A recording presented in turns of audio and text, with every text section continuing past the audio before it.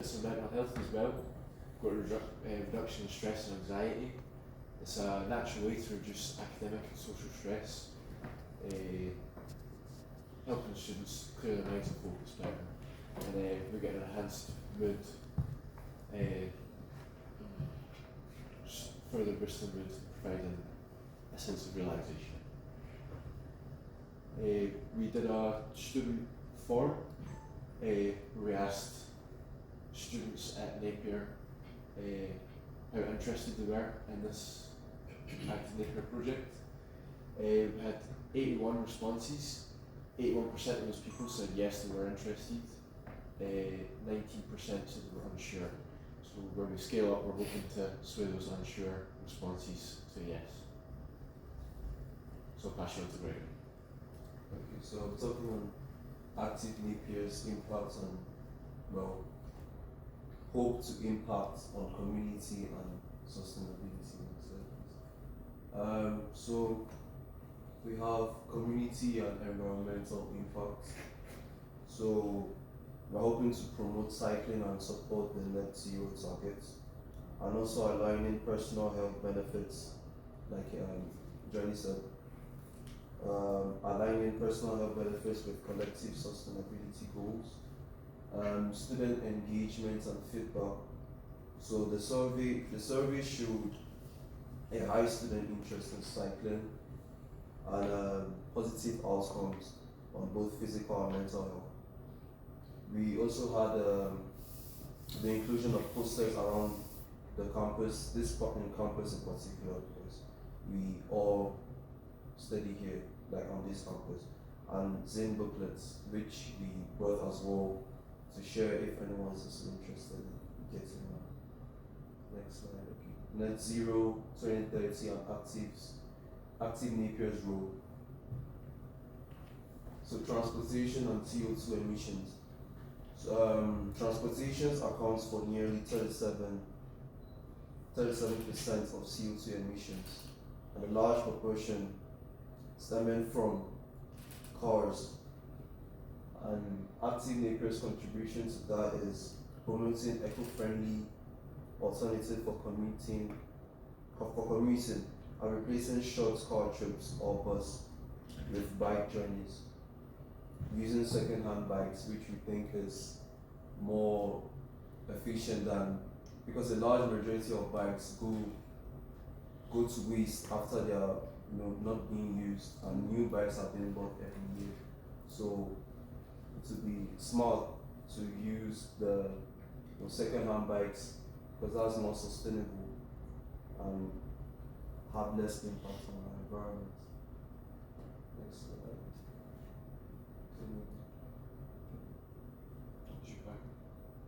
Just highlight sustainable bike scheme and its environmental impact. So we believe it's very scalable. We believe we can scale up to e-bikes at some point, and maybe even integrate with the city itself instead of just the university. Trying to encourage students to adopt cycling as a primary mode of transport, foster lifelong habits, contribute to a long-term emission reduction. Universities are very influential players in addressing climate change. Active Napier demonstrates how academic institutions can pioneer sustainable practices and align with national and global goals. We're going to go through the results of the CO2 savings analysis. One single bike can save up to 1,200 kilograms of CO2 over the course of a working year, especially in the city where idling has increased. And then here's a graph showing the future possibilities of what Active Napier can achieve, but Ryan knows more about that. So, carry on for how we got the figures. It's because Johnny's made up a map of the 42 most popular bike routes, but we took the 12 which are most popular, which would be from campus to accommodation, and we got an average. And then from our analysis, 5 times was the amount of times a bike would be used today. So we've multiplied that by how much carbon a car would emit, or even a bus. So this is it scaled up to a fleet of 35 if we had 5 bikes at each destination. So it isn't even that many bikes when you think of it, but it kind of puts a picture on how much carbon you could save if you had it in a larger scale. So 43.5 tonnes would be saved annually if you were to kind of put it in perspective of like people not driving cars, but we know not everybody has a car. A lot of folk use the bus, some people even walk. So maybe just scale down to 30% of that. But if there was 350 bikes, then you would be beating the 43.5 tonnes annually. So there is opportunity there, and I think it's, well, great idea. Go to the next slide. So, also since we live in Edinburgh, you've got times the numbers of carbon saved will be times by add 50% on top of that, because since it's congested, there's a lot of stop-start movement. So we'll try and nullify that by taking more vehicles off the road, putting more bikes, so that'll be like a knock-on effect for traffic to be more smooth. So I don't know how to calculate that figure myself, but that would reduce the carbon even more and improving the idea. Encouraging the model shift as well, it's like we're putting a platform there for other universities to kind of adopt. And like, just if we were to do this at this university, it'd be an absolutely brilliant cause. But if everyone came together and they'd done it, then the impact would be a lot larger. And of course, we're looking to source second-hand bikes, but Greg has already spoke about that. Go to the next slide, please. So we're going to introduce some active Napier's leadership roles and models for universities. So, by adapting the phased implementation strategy and utilising basic tracking technology, Active Napier maximises environmental impact with limited resources. So we're kind of looking to scale up in the future to try and create an app in a sense like what I don't know Uber have. It's the only way I could kind of look at it, but have it within the community of Napier, how you have it through your app like Napier has. But that could be adopted all over. So obviously, Kenneth, a guy like that could possibly help with such an idea. Next, please. But before I get on to the conclusion, I would just like to say, like to date, we've established a bike sharing system, but we're looking to improve that by expanding it and trying to get some investment. I've already spoke about trackers, but we've just kind of had to scale it down to what we can afford just now, which is just upload trackers off the internet, put them on the bikes, and then we're just trying to gather all the data and analyse it to that. But it's not just how small bikes have done so far, it's like what it can become. We can make it a lot bigger if the idea was adopted and looked into.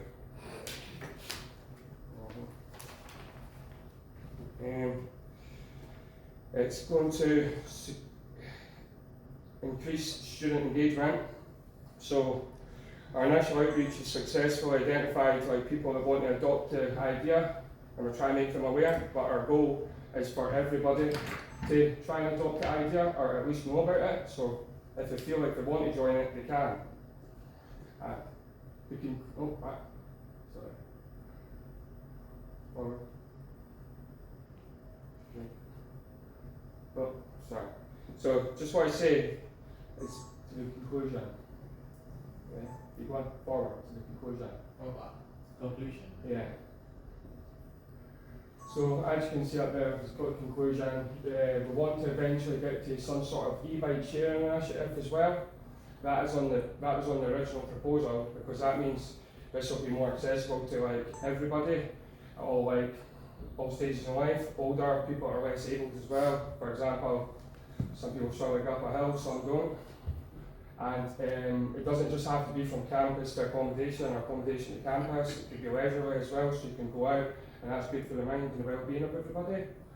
So, in a whole, we just think the idea would be great if we could put it into motion on a larger scale, and between this and all the other ideas, it would be like a great opportunity to reduce the carbon footprint of everybody in Scotland. Thank you very much.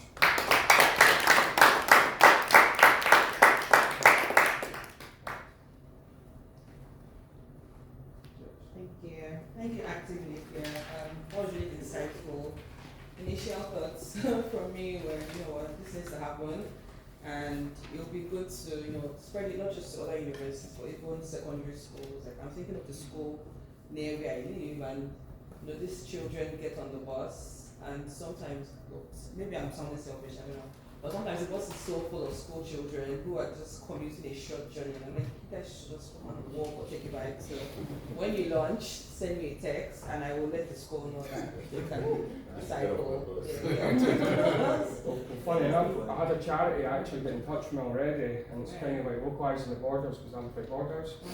It's just for like young people, so it's not quite the scale of the university. It's kind of like not all young people have access to bikes. So it's just to make it, everybody has access to everyone, so everybody could be a part of like the movement of like cycling and improving the carbon footprint. So we're going to speak to them, get involved after this whole thing in January. Thank you Thank you for very sharing. much. Okay, I will invite Chika to stand to my name. And our final speaker for today, Naomi, is here. I'd like you to go up to the stage, please.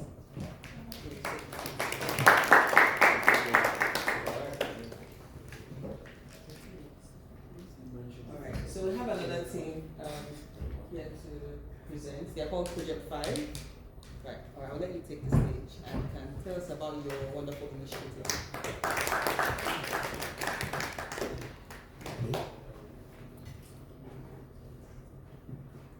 So good afternoon, everyone. So we are Team Project 5, and basically our project is focused on Scotland Netzero target sustainability or awareness campaign. So again, as been discussed by one of the speakers earlier, it starts with knowing what we can do in order for us to start doing something. So, Team Project 5, I have two of my other teammates here. Hello everybody. So basically, we had 3 sustainability talks across the 3 campus of the university. So Craig Lockhart here at Murchiston and also at Sidehill. So basically what our goal is to let the students know, to let the young people know what is sustainability, what is Scotland Netzero target. And also, we want to inspire them by letting them know what the government is doing, what other institutions are doing. So for example, in the other institutions, we have the remakery, wherein people could know how to repair their stuff, instead of throwing away, how they could make use of whatever they have, instead of just throwing it out. So next project definition. So here we are aiming to educate and empower the younger generation on net zero target, what the government is doing. So as Chika already discussed, there are a lot of efforts by the government in achieving this target, but also not just the government, other institutions, again, the remakery, also the refillery. So it's an eco-friendly store where you can, instead of buying things with plastic packages, you can just go there, bring your own packaging, or buy a bottle packaging that's more reusable, and then refill whatever you need. So they have from pasta, soap, liquid detergent, everything. Oh, sorry, not everything, of course. Anything that you can check out in their store. So that would reduce plastic packaging that we buy from regular stores. So also we do. Sorry, next. So our objective is increase awareness, but ultimately we want to inspire and encourage young people to change their habits also. So that's why we included awareness on what the government is doing, what other institutions are doing, and we actually also have what the university, Napier University, is doing, such as being involved in research for sustainable initiatives. Also, this project management challenge is one of the efforts of the university, of course, getting students and staff involved creating different ideas, different projects in line with sustainability. So next. So these are just some pictures of we've of course developed and distributed our communication materials. And then next is we posted them, and of course we had the next one will be our actual sustainability. And then we also wanted to not just because having a talk could be boring, we wanted to make it as engaging as possible. So in the next slide, we actually incorporated a game in our sustainability talk, and we made use of the Kahoot platform. And our prizes are also sustainably related. For example, reusable cups. We also have sari gift wrap. So we're already in the Christmas season, so a reusable gift wrap is one of the good things that we could use this Christmas season. So also we have our social media accounts. So if we would have sustaining campaigns still aside from the event, so you could follow us in our Instagram, and we also have a LinkedIn account. So our next efforts will be still awareness campaign, building on the awareness campaign. So again, it would be nice if you could follow us in our Instagram account, but also the ENSA team is very nice in reposting our content. So that's one way also of reaching the students. So, and also as mentioned, could you just go back one slide? Sorry. So this is the tagline of our campaign. We are all in this together, take part in achieving Scotland Netzero target, because as been mentioned also throughout this conference, is that it's not just responsibility of one person. It's not just the responsibility of the government. So every one of us is responsible, and we can make a change even as individuals. A small change, if we do it collectively, it would contribute towards the achievement of Scotland Netzero. So Thank you, Project 5. Really great work you're doing, because as we know, awareness leads to engagement, which leads to advocacy. So, please give them a follow, Team Project 5 _ right here on Instagram, and they're on LinkedIn as well. So we'll continue with our conference. We have Komi Marvin, who is a renewable energy leader, and he'll be talking to us about green jobs of the future, opportunities in net zero economy. I'm really looking forward to that. I feel like this is the most I've heard about sustainability in such a short span of time. Like now it's in my head. Now I'm thinking about switching careers and getting a job in industry. So I'm really looking forward to Komi's talk on just the opportunities in the net zero economy, so that we can have a greener Scotland. So I'll invite you, Komi, to platform and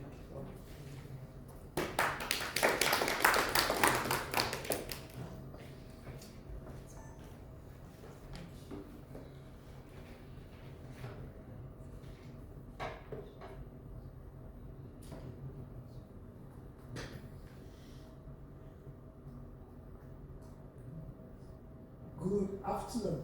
Or is it evening already? Good afternoon. Thank you so much.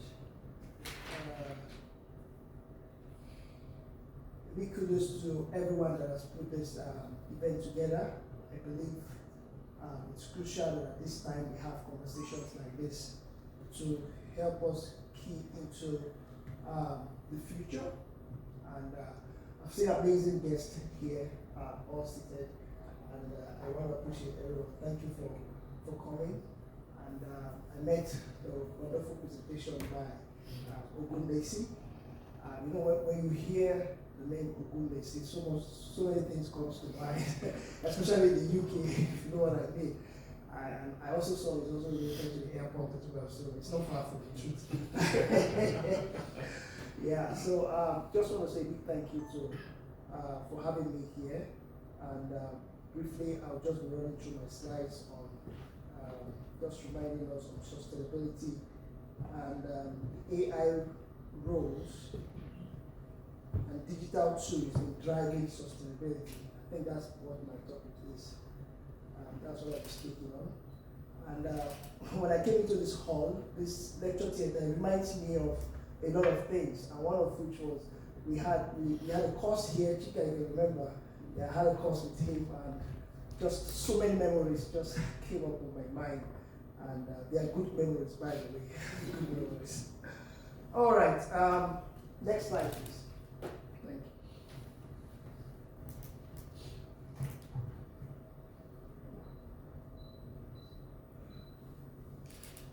All right. I hope they should get that up quick so we can see. I will quickly be speaking on the roles of AI and digital tools in driving sustainability. And the first thing here is why sustainability is important. Please, I would like if my slide can be up. I really appreciate that. I sent it quite a while ago, so that should be able to come up. Why is sustainability so important? This day and age, sustainability is very important because it helps to improve the quality of our lives, protect the ecosystem, and preserves nature's resources for future generations. All right, then we can move to the next slide now. This is just a bit of what I did, what I do. We were able to launch the Sustainability Society earlier this year on this campus and in this university. The whole thing started whilst I attended a CU Christian Union conference in the school here on a Monday evening, and there was this video that was being played about eco-anxiety or climate anxiety, and I saw how that young people were really committing suicide, being afraid of what the climate is going to turn out to in years to come. So that led me on the part of passion to start up something, just to start conversations on the campus about sustainability. And we started with 14 members. That was in February this year, and now we have about 72 registered members across the 3 campuses of the university. Next slide, please. And here was when we were invited to London, the British House of Parliament in London for the Global Sustainability Summit. And I went there with a couple of my friends from the society as well. And these are just few stops we've done across the campus as a society, where we're also recognized as a Society of the Week by ENSA as part of the work we do. And these are the current executives of the society. Next slide, please. Yeah. So why sustainability?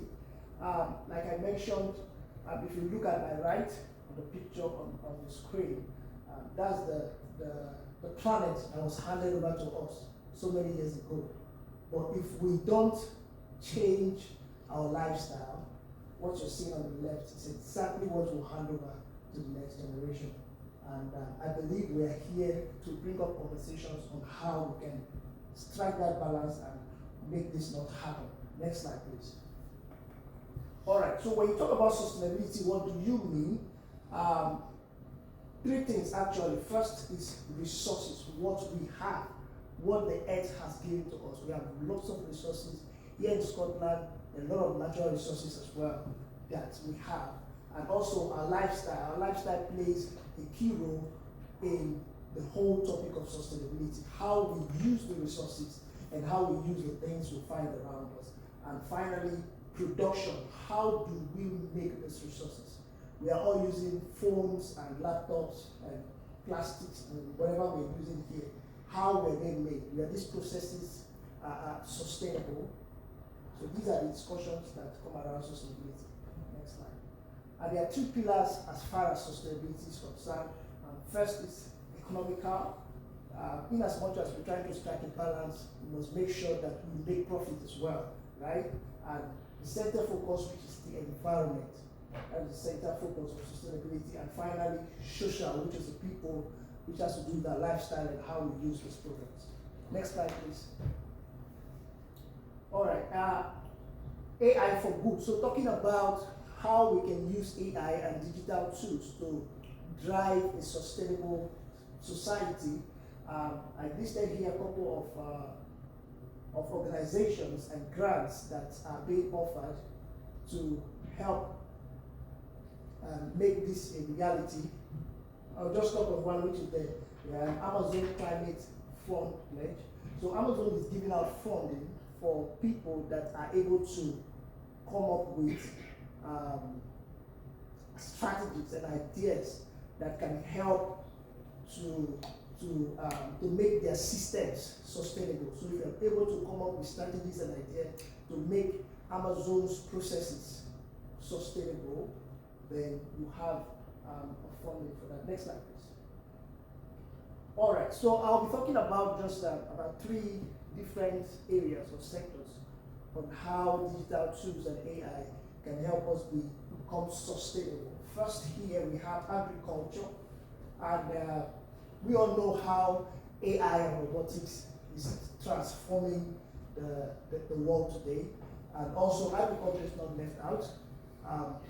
In the quest of making agricultural processes more green, which we know several years ago, agricultural processes were not green at all, because we had heavy machines, tractors that plow our farms and really help to deplete the ozone layer. So robotics are there today to help make those systems more sustainable, and precision monitoring. These are also done with the aid of machine learning, and that helps helps us in taking advices on how to make our systems more sustainable. We have land use planning and maintenance and management. The AI is also helping us in mapping, which helps us to enforce regulations and all that. And also monitoring of crops and livestock health. So we also have AI robotics and machine learning is helping us to monitor livestock health and just monitor these animals instead of using heavy machines and even human contacts as well. Next slide, please. And in the energy sector, that is also not left out. That's where I also base, because I study renewable energy as well.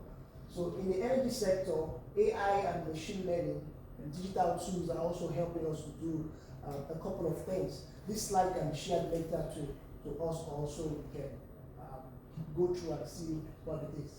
First here is smart monitoring and management of energy consumption. So with the aid of AI and Internet of Things, we are able to manage and monitor our energy usage. So many of us here have smart meters at home. Smart, thank you. Yeah, we all have, yeah. So we all have smart meters that even right here, you can pick up your phone and know what is happening in your house. Right here, you can also control your washing machine, control a bit of your appliances, and know when to use them in peak hours and off-peak hours, and just ensure you save energy and also save your own cost as well. So with the aid of AI and machine learning, we're able to do a bit of things that were not so possible a few decades ago. Autonomous deliveries, right? So talking about transport, I saw a video from, it is from the US. I don't think it has started here in the UK, how that they had robots that were delivering products, and companies like Amazon have started using them, Uber Eats and stuff. So you just make an order, maybe from McDonald's, they package your burger, your chips, and put it in the hands of a robot that will just ride across the street and bring it to your door, and the app tells you your order is at your door. And you meet the robot, you scan your code with the camera the robot has, and it identifies you and opens up your order for you. And that is help. And those robots are actually electronic. Like they use batteries, not they don't run on diesel or petrol, right? So autonomous deliveries and also traffic optimization of connected vehicles, sorry, and demand prediction and logistic planning. All these are possible with the aid of machine learning. Time will fail me to really go deeply into these things. And predictive maintenance of vehicles. So with the use of AI, a lot is possible in the space of transport, right? Yeah, next slide please. Okay, and in the news as well, there are lots going on in that space today that you and I can tap into. I tell people that we live in a very amazing world today where one of the greatest skills in our generation is the ability to collaborate and connect. So if you have that skill, I tell you, you will thrive in this day and age. If you know how to collaborate and connect. So a lot of things are happening that if you have ideas and you know how to pitch your ideas, you'll be able to get a lot of funding. And there are a lot of funding for it. So you can see quite a lot that's going on in the news. Next slide. Yeah, and also, don't worry, just move on. Yeah. So that slide talks about opportunities that we can find in that space on the news. And here, quantifiable economic benefits. So how have this AI and machine learning, how have they infiltrated the system, and what are the benefits, the quantifiable benefits and economic benefits that has accrued from the process? And if you can read what's on the screen, it said by 2030, the four sectors, the different sectors, they generate future GDP gains of about 3.6 to 5.2 trillion as a result of AI applications. So we can see how AI can enable a sustainable future, and how that is not just taking away jobs, as many people might predict. We're not dragging the job with the robot, but, but it's actually helping to do what? To create more jobs and also help the overall GDP as well. Thank you. Next slide. Yeah, so now who are the enablers? Who are the people to make this work? Who are the ones that go out of your way to make this whole system work? First is the government. The government have a very big role to play in making this possible. We're talking about funding. Everything we're talking about, in one way or the other, depends on the government, because they will make the policies and the laws that will make these things run. So the government, tech developers, here today we will be launching an app. The team will be launching an app. Can we just give them a round of applause? Launched already, right? So it's already in the air. Yeah, so as you can see, tech developers have a very key role to play in a sustainable future, because just like they're also talking about an app as well that will help get bikes and all that. These are the things we need in the future that will help to create a more sustainable society. Companies as well. Companies have to play their role. Ogunlesi spoke about greenwashing, and it's true. A lot of projects will be put up and they will tell you how green and sustainable this project is. But when investigations are being carried out, you observe it's just washing. It's just washing. I've watched a lot of documentaries about that, and I almost want to shed tears, because you see people pumping in millions into such projects, thinking they're sustainable, they're green, but when you check behind the scene, they're all nothing green about it, right? I hope we are not like that. They are red. So, they are red. So it's not just green, but it's red, right? And the academia, yeah, people like Chica, that's where they call it, the academia. So we have a role to play as well in making a green future. We have to come up with the ideas, the research, the hours and hours of long research to produce a greener solutions to the world, right? And NGOs and organizations, a lot like this now. I believe this is also going to become an NGO or something. And many of us can come up with NGOs, drive these ideas in wherever space of place you find yourself, and opportunities are going to come out. You might be asking yourself, how am I going to get funding for this? But I tell you, the moment you put your idea out there and you're doing something valuable, people will buy into it, right? I think one of the slides talks about our society. We're just invited to a conference in Amsterdam that is all expense paid next year, just because we are able to put our idea out there. So NGOs have a role to play in making this work. Next slide, please. All right, there.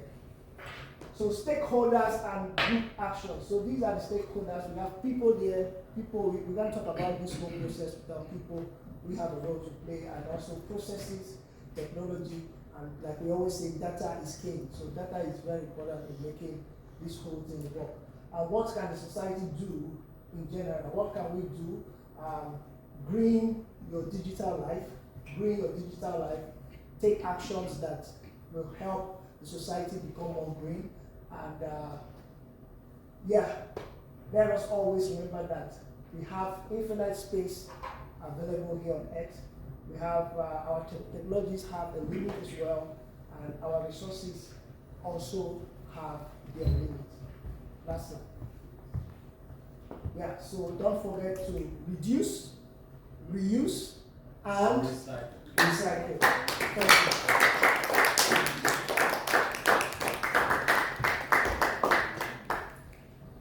Thank you very much, Kobe Marvin. That was really insightful. We are lucky to have you in our midst. And such a great job with pioneering a society. I'm sure that was no easy feat.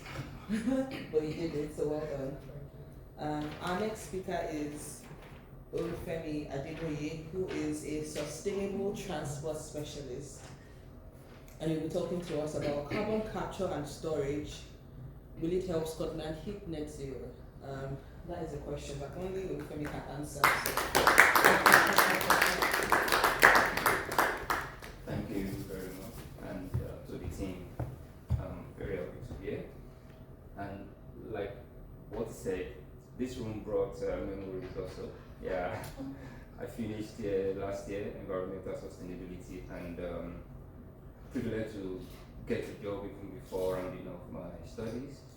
I work with a global corporation as an environmental health and safety global program manager, and it's been all shades of awesomeness and workloads, so to say. So I'm happy to be here. So carbon storage, will it help Scotland? Yes. Just to give direct answer to the question, yes. How? We'll see. So let's dive deep into this. Thank you very much for this slide. So how do we balance? We've heard a lot about net zero, sustainability. What is net zero? Net. Achieving a balance between what is given out and what is taken away from me. And what is that substance you are talking about is CO2, carbon dioxide. So, and then what is sustainability? In order for us to keep the planet, we must leave it as the way it was handed over to us, like what we just said now. So 2045, the net zero target goals. How do we go about that? So what is carbon capture? So it's a process, is a technology. So bear with me. I don't want to bore you with much technicalities or theories, so I'll try my best to break it down. And my background in electrical electronics, and then switching over to environmental sustainability has been interesting, so to say. So carbon capture is a process of carbon capture, capturing carbon and then storing it. So it's as simple as that. So the technicalities now comes in the process. How do we achieve this? How do we capture it? How do we store it? How do we transport it? So that is what we are going to talk about. Next slide, please. So, 113% of energy, we've been able to achieve that through renewables in terms of green technology, energy supply. Currently, we are doing fine. I mean, when I say we, I'm in Scotland, we are doing fine in terms of green energy solution. But there are certain segments of the economy that are yet to really be, how do I say, capture more in terms of emission capture now. In terms of emission capture, how do we, in terms of, we talk about oil and gas industries, steel industries, they produce a lot of emissions, and then this green technology now has not fully been utilized by them because of the robust of their operation, because of the large scale operation they do. So generally we have carbon capture. So it's a technology that helps to big industries to help capture their carbon and then store it for other purpose. Next slide. Potential of carbon capture in Scotland. So we have abundant supply of resources. We have strong policy, Netzero commitment, existing industrial and energy sectors, economic and job creation potential.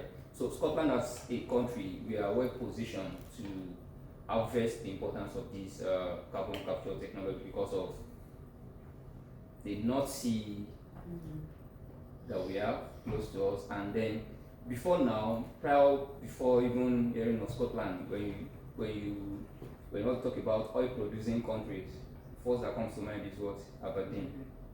And where is Aberdeen? Scotland. So they are the biggest oil and gas producing country. So they have the availability of resources to make this work in terms of carbon capturing now. So we have the North Sea available for use. And as you know, there's been a decline in the use in oil and gas production now because of, number one, reduction in, that is where sustainability comes anyway. What you reservoir downstairs, down there, the crude oil is being, there's this theory that will come to extinction very soon. So we are reducing the use of that, transitioning to green. So there's been little activities going on over there, and then we need to make use of that infrastructure. We cannot just be lying fallow there. So here comes in carbon capturing process. So, and what are the challenges and considerations? Technical challenges, economic barriers, environmental risks. I work as environmental health and safety person, and I can tell you we have numerous challenges in terms of emissions now. And then environmental challenges are key. We talk about emissions to the air, emissions to land, and there comes in policies, and then we have ISO 14001 that has to do with environmental management system, and then it breaks down from policy to stakeholder engagement, support, operations, planning, improvement. These are the policies being enacted even by organizations. If you are not 14001 compliant, you cannot operate as a company. So that's to tell us the challenges in terms of environmental pollution that comes into this process. Although it's a fine technology, good, and it's a good way to move on, but there are challenges attached to it. Okay, case studies and current projects. Currently, when we talk about it's not a new, so to say, technology. It's being tested and tried. And then we have the Akon project, and then we have the second project. This project that has been started and then operated. We've tested it and it's fine. It's a way of they capture the carbon from all these big industries, transport it via pipelines, and then have them stored underground. And then you can store it. There are many ways of capturing it. You see that you capture it before the carbon is being burned, that's pre-combustion, or post-combustion, and then we have the third method. So, because of time, no time to go deep into that. So, it's a process. Can you imagine the ground you are walking on, you have something stored under, not underground now, so to say. I know we have underground, sorry, but we have carbon being stored underground. That is the process. And then, while for oil and gas industry, while it's being stored, it's also being used to help push up the remaining crude that is embedded beneath. So these projects they have been successful projects being conducted, and then another challenge to this project is all about scalability. How do you scale this project to make it more useful in order to capture other industry, transport, oil and gas, so to say, steel industries? So that is also one of the key challenge of this. So in conclusion, CCS is essential for decarbonizing heavy industries, requires policy, investment, and scalability. It is a tool, not a standalone solution paired with renewables. So it is a tool, it is not a standalone solution. You cannot just capture it alone and then store it. It must go hand in hand with other renewable initiatives to get our carbon reduced, and that is the goal, net zero goal. Thank you.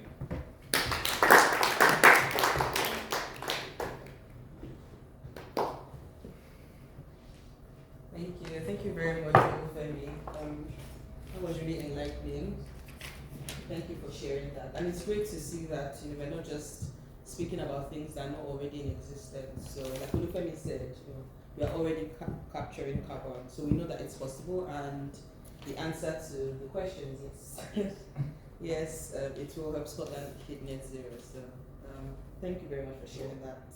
We have our final discussion today by Naomi Epoki, who will be talking to us about decarbonizing Scotland's industrial sectors, and she'll be sharing strategies for heavy industries, just how we can actually achieve this net zero.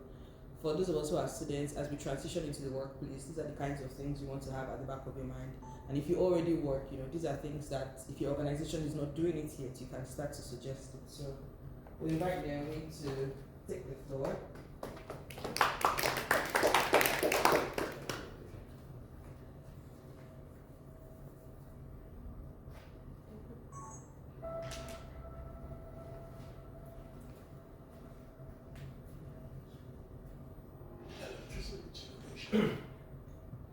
Has been from fossil fuels for many decades, but the environmental toll is jeopardizing our planet.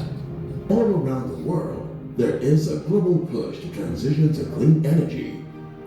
Countries in the global south are not only faced with the efforts of climate change, but also confronted with urgent economic need: energy poverty. Major cities in Nigeria, including the commercial nerve center Lagos, the nation's capital Abuja, are experiencing blackout for the 18th time this year.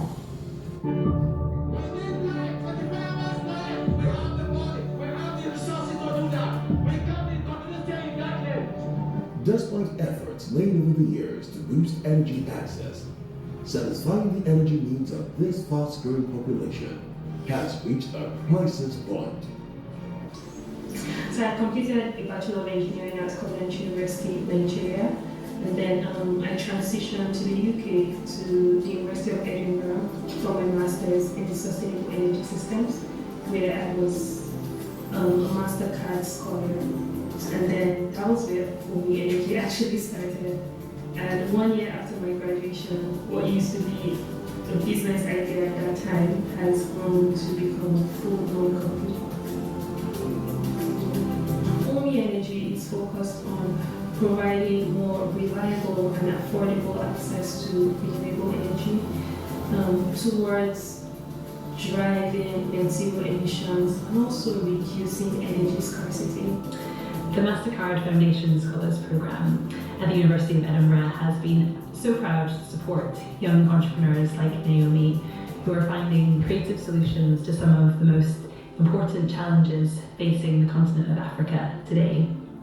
We have been so delighted to support her startup, OMI Energy, as it's grown from strength to strength, and to see how far it's come in such a short time from those early ideation stages now to be fully implementing its work.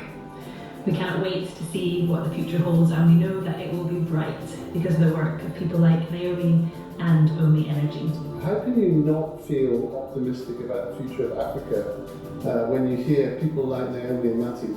The enthusiasm, the energy. So it's been us partnering, researching to foster the local manufacturing and assembling of renewable energy products, basically to cut down the cost. It is now possible to actually imagine a carbon-neutral world run on clean energy. Omi Energy is one of the young private establishments in Nigeria that have joined the game-changing efforts to foster transition to clean energy in Africa. In driving inclusion of energy as. Alright, thank you so much. And thank you to all the speakers. I was literally just speaking a whole lot of points as I met like the two speakers before me. I wish I was able to meet the other ones, but I had to take a trip this morning before coming here. And as they were talking, I was just, Googling some of the points they were raising, and I'm like, oh wow, this is really, mind-provoking or thought-provoking on how much work still needs to be done regarding sustainability. I would want to particularly talk about, when we talk about decarbonizing Scotland's, carbon sector, I would say I'm very, very interested in UK-Africa partnerships. I'm barely able not to talk about that. Like, I always have to talk about UK-Africa partnerships, particularly because Scotland is home for me and Nigeria is also home for me. So I like to talk about both sides and how do we impact both sides of the world. And recently we've seen an increase in migration from Africa to other parts of the world. And how can we support this process and make it mutually beneficial? So I'm very keen on that aspect of the conversation. So I'm Naomi Epoki. I run Omi Energy. Omi Energy started actually in the UK when I moved here for my master's. I was fully funded for my master's at the University of Edinburgh under the MasterCard Foundation Scholars Program. And as a result of that, I had won funding. So talking about, I think you covered the impact of higher education on Netzero. So that was one of the impacts I had from that, because I was funded to start Omi Energy from the university over here in Scotland. And I think that's one major partnership or ways that higher institutions have helped young people in contributing to sustainability. And I also heard how you started as well, campus. So I think that the university system over here in Scotland has been a major contributor to that. I would want to particularly mention that when we started over here, most of what I used as the background knowledge or the starting knowledge was actually from my uni classes. So for instance, when we're talking about carbon capture, one of my favorite courses was solar energy, because I studied sustainable energy systems there. So one of my favorite courses was solar energy. And one key thing I learned from there is how the manufacturing processes has been a major contributor to climate change. So when we talk about clean energy, we're usually looking at, wind energy, marine energy, solar energy, and all of that. But I don't like the fact that we rarely ever look at the start of the process, right? So this is where Africa comes in. A lot of the rare earth materials we use for these manufacturing processes, a huge portion of them come from Africa, African countries, right? So when we're talking about production or manufacturing of wind, of solar panels, wind vanes, and all of that, let's look at the materials and how they are being manufactured. Are we looking at sustainable mining? Are we looking at the sustainability that goes into these production processes? For instance, when we're building solar panels, we're using silicon. the amount of combustion that goes into the sand that is converted to silicon is insane. There's a lot of emissions coming out from just that process, and you can imagine how many solar panels are being deployed globally. Or let's look at the batteries, right?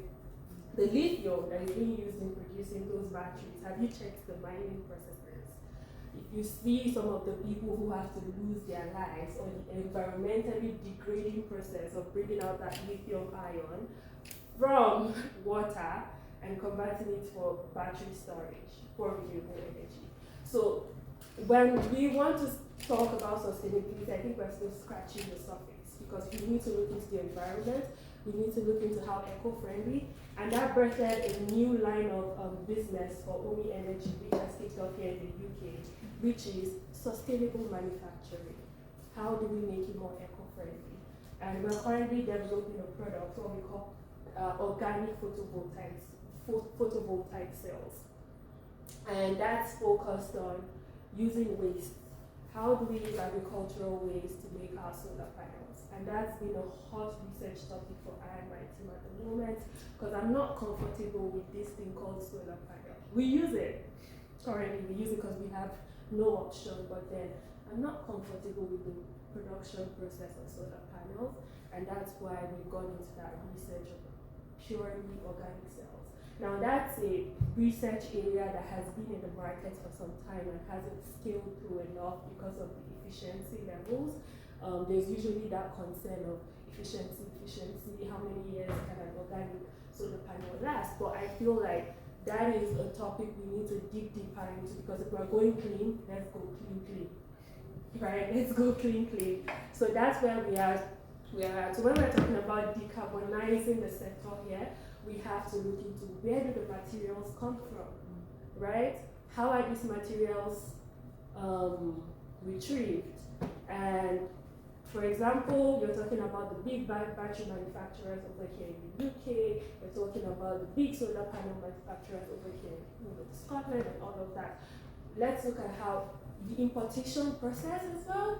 I mean, sorry about these big conferences we do, where the whole world travels to Uzbekistan or travels to whatever.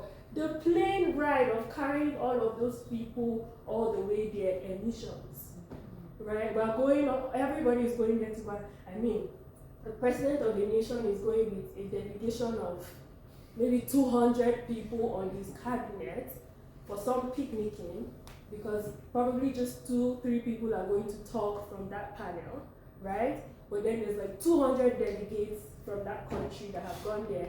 These people are going to use cars. These people have flown down 3 different airlines. And that is its emissions, right? Scotland was the host for COP26 just 3 years ago. And I can imagine how much emissions came out of just that conference alone. So these are real topics we need to talk about, right? Like when we're talking about sustainability, it's a really, really long journey. I'm the last speaker for today, so I don't want to go into very, very critical aspects anymore. But what I want to leave you with today is, as you have all of these solutions, and as you go about doing them, think about the start to the end. How am I incorporating sustainability into it? So for instance, if I'm driving renewable energy in Scotland, I should be thinking about the end of life, and I should also be thinking about the manufacturing process. And that's why this new line of business came up for us. So using local materials to build our solar panels and making them degradable enough at the end of life cycle. So if we're not recycling them, are they easily degradable in a way that they are not harmful to the environment? So that's like a full life cycle research, which is one aspect a lot of manufacturers keep. Oh, this can just do this and that's it. No, let's look from the beginning all the way to the end and ensure we're incorporating sustainability. And when we travel, is it necessary? Do I need to go? What are the easier methods I can use? Easier in the sense, more environmentally friendly ways I can go about that project. So for instance, there's a conference, right? Why do I have to drive my car all the way when there's a train or an electric train that could take, a bunch of people, or just go for the cleaner options, and that's how we keep decarbonizing. And I like the bicycle idea so much because yes, I mean I live very close to work, and part of that is me contributing to clean energy, so that I don't have I to. work from home, so. Yeah, so I just take an 8-minute walk to the office, and when I don't have to go to the office, I work from home. Yeah, working from home and things like that. So those are ways we can actually contribute to decarbonization. Okay, I'm not going to say too much. Thank you so much for having me. And thank you so much to the amazing organizers of this conference. You worked really hard and have done a great job. Thank you. Thank you, Naomi. That was a fitting end, I believe, to what has been a well-rounded discussion today. We've heard from experts, from people who are still in school, people doing research, people doing advocacy.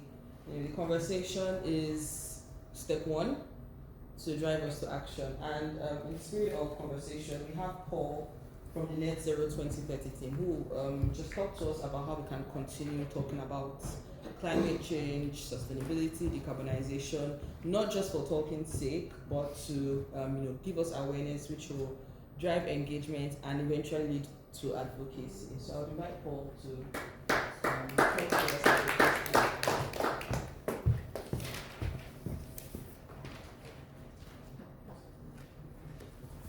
Alright, we spent far more than the time we planned for the event, and deep down inside of me I look at the faces of the people sitting down here, and I believe in my heart, I might be wrong, that the reason why everybody's still seated here, because I know you guys told me that you have to leave early, but I believe, I was just talking to my team leader, the reason why I feel everyone is still seated because there is value in what we are doing.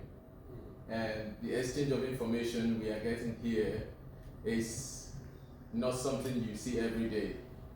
And you look at the crowd from the back, you see how filled we are. Yeah. And it's the first time for us, and considering the time of the year, students are getting ready for exam, and so many people want to be here, but they couldn't. And some people keep saying, make sure you send me videos, because I want to learn from there. I'm not going to waste much of our time. I just want to tell us about what we continue doing. The Project Management Challenge brought us to meeting many people, many teams. Some of them are not here. And you get to hear a lot of things they are doing in order to help reduce the carbon emission and help to have a sustainable environment. And in that light, because we are not ending our journey on the Project Management Challenge, next year we are having what we call the Greener Scotland Innovation Challenge for 2025. And what do we plan to achieve with this? We want to get young people involved in this challenge, in this work into having a cleaner environment. And that's the reason why we are going into this challenge. So we are focusing on young people, we are focusing on students, we are focusing on young people who want to participate, because part of the reason you find such events happening and you don't see a lot of people, just like you have parties, is because a lot of people don't understand the importance. A lot of people don't understand how far sustainability societies here, eco societies here, and there is a lot to learn from here. And I will tell you that since we started this project, I was open to a lot of things about sustainability. Our talk show opened us to having professionals coming to teach us every day, talking to people and sharing things we never knew that it could actually have impact in the society.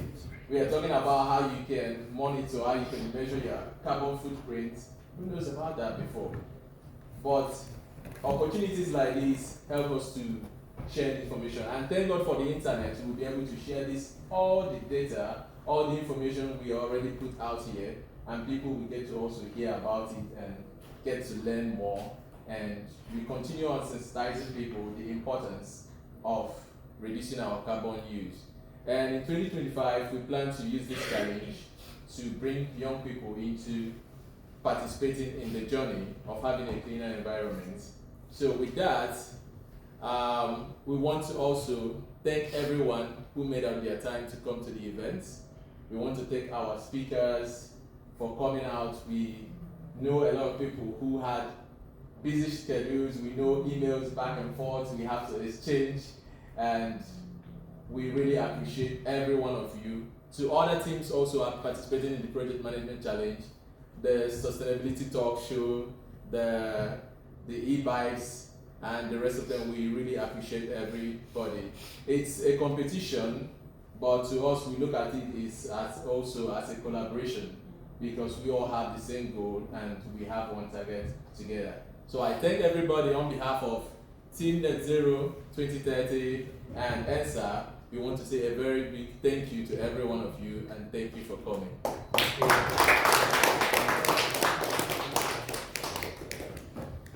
So let's take a group picture, please.